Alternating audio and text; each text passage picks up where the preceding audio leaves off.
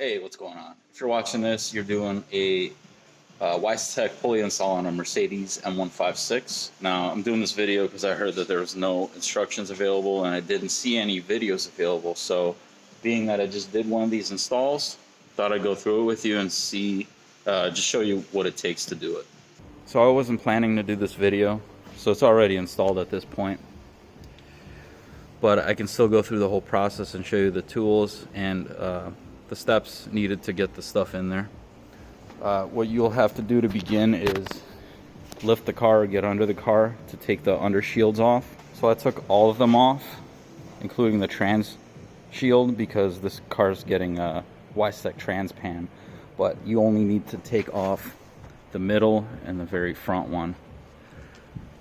And the reason for doing that is to get at the bottom of the clips on the fan shroud.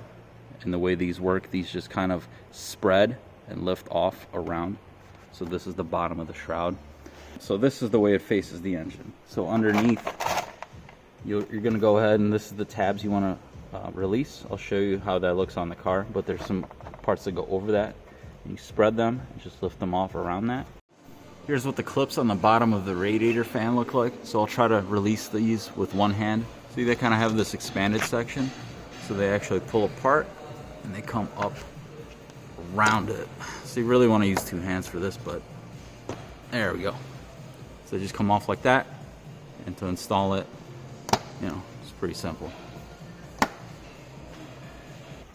And you go up here. This is on the driver's side.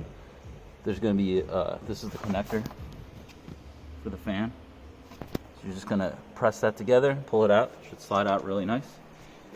After that, you're done underneath, so you can put the car back down or go up top and take off some of the plastic pieces.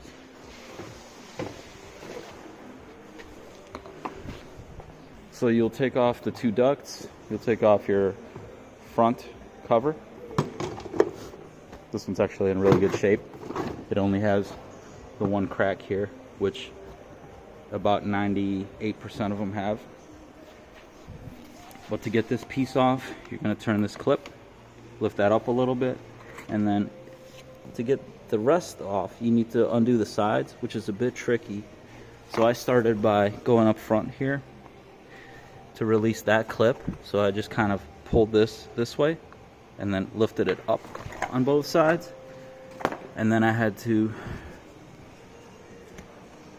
release the back of it. That's how that clip looks. That was a little cumbersome, but basically I had to just lift it back while pulling up, and I was able to kind of shimmy it off from, actually not that piece, from this piece here. So it just kind of unlocked itself there. After that, it's pretty straightforward. It had one bolt here on each side, two up here, and then the two Torx that were here. There's a little bracket that sits here. Undo that. Those are all 10 millimeters. These two are just push clips. That was, I believe, 30 Torx. So once you have all that off, you're going to remove the fan, and all you need to do is push these clips apart while lifting the fan up, and that'll allow you to release it. Now it's going to take a little bit of work to get it up out of there, but just don't force it too hard. Just keep shimmying it up, and you're going to have to work it around this stuff on both sides, but eventually you should be able to slip it past this hose on the top tab, bring it upward until the bottom tab meets this side, and then again lean it over and get the bottom tab on this side past this hose. After that, it comes right out. So that'll give you a lot of space here to work on these pulleys. And the ones that get replaced are all the idlers and the tensioner idler pulley. So you replace this rib pulley, this smooth pulley, this smooth pulley, the tensioner pulley, and then this pulley down here. This one here, and this one are the same size. This one is smaller, this one is ribbed, and this one has an added lip on it. To remove, Here's the tools you'll need. You're gonna need an inverted torque socket, a 12. E12 is what they're called. You need that for the rib pulley. Besides that, all the rest were T50s, 50 torques, all except the pulley for the tensioner, which was, I believe, 40. Yeah, 40 torques. I forgot to mention this before. All the pulleys that have a Torx bolt, they have these covers on the front of them. And all you got to do to get those off is just pry under the edge and just pop right off. That's all you got to do to expose the bolt. By the way, before you pull your stuff off, take pictures of this route if you don't have this memorized or you don't have a diagram, which most people don't. And also what I like to do is I like to draw all the pulleys on there. So I just start with the crank and then just work around it and then just connect everywhere where the belt goes. So that way, if I get lost, I always have kind of a road map. So to install, all the stuff's in the kit. Only thing I did was on the new bolts going in, which it comes with, I put a little bit of blue Loctite, just a touch on the threads, and then kind of had to work my way up to a torque I felt comfortable with.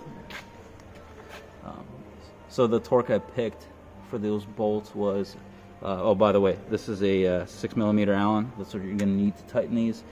And you're threading into aluminum, so you don't want to go too tight. I had 165 inch-pounds on here, which is right around 13, 14 foot-pounds. So not too tight. Just want to get it in there a little bit snug. 13 foot-pounds, 14 foot-pounds, that's not very tight. That's right where you want it. So once you've done all that, you can put your belt on and reassemble everything in reverse order. You should be good to go.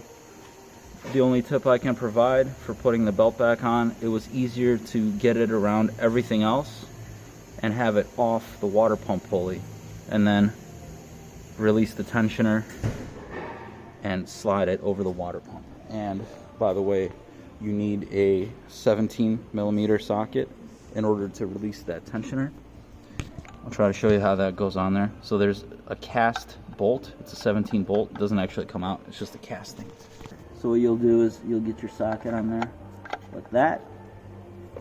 And then you got to turn this counterclockwise, and it's going to draw this back and release the tension on the belt. Alright, so thanks for checking out the video. Go ahead and give me a like if you like this video, and if you'd like to see more, don't subscribe, because if you do that and I get enough subscribers, I'll just run ads. Other than that, see you on the next one. So that's all I got for you today. Good luck with your install, and hope you like your new pulleys.